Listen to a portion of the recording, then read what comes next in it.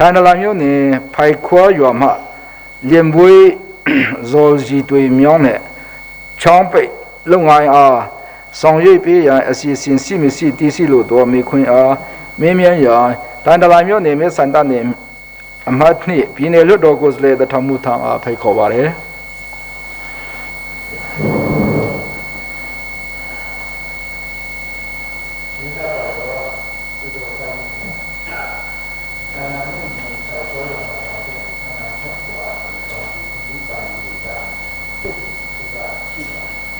ဒီရင်းတွေထားချောမကြီးလေရီသူမြောင်းစီပီ4000ဖြင့်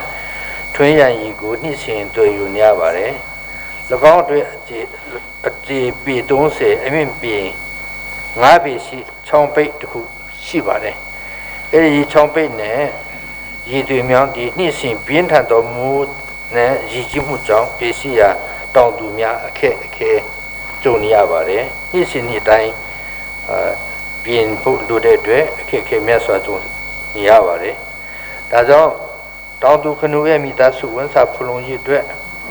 လင်ဘိုဇော်ရည်တွေမြောင်းနဲ့ချောင်းပိတ်လုံအားဆောင်ရွက်ပေးအစီအစဉ်ရှိမရှိလွှတ်တော်ထကြီးမှတစ်ဆင့်မြင်းမြန်တင်ပြအပ်ပါတယ်တပ်ပုံလဲကျွန်တော်ခုတွေတင်ပြထားပါတယ်ခင်ဗျာကိုယ်စားတော်ကြီးမင်းမြန်းချအားပြည်နယ်ဆင့်အဖွဲ့အစည်းဝင်ကဖိကြားပေးဖို့ဖိတ်ခေါ်ပါတယ်လ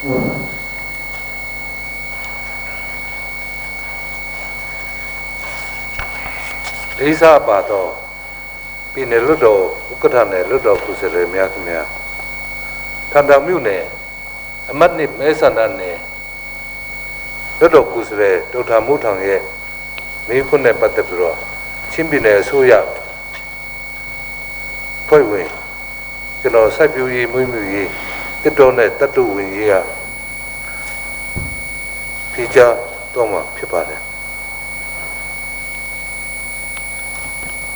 လွတ်တော်ကိုယ်စားလှယ်မှမင်းမြတ်သောထန်တံမြို့နယ်ဖိုက်ခွာရွာမှတုံဘက်နမိုင်ခန့်အကွာတွင်တုံသူ9ဦးဝန်စာဖူလုံရေးအတွက်လျံပွေးဇော်ရေးတွင်မြောင်းနဲ့ချောင်းပိတ်လုံငန်းများဆောင်ရွက်ပေးရန်အစီအစဉ်ရှိမရှိနဲ့မိခွန်းနဲ့ပတ်သက်ပြီးတော့အစုပါရေးတွင်မြောင်းကတက်ဆိုင်ရာဌာနမှမိပြင်ကွင်းစင်စစ်ဆေးပြီးမှန်တကယ်လိုအပ်တဲ့ခမန်းပုံကြံငွေတွက်ချက်က2020 2021 2022ဘာသာရေးနှစ်မှာပြည်နယ်ငွေလုံးငွေရင်းရန်ပုံငွေတွေတင်ပြတောင်းခံပြီးတော့ခွင့်ပြုရန်ပုံငွေရရှိပါက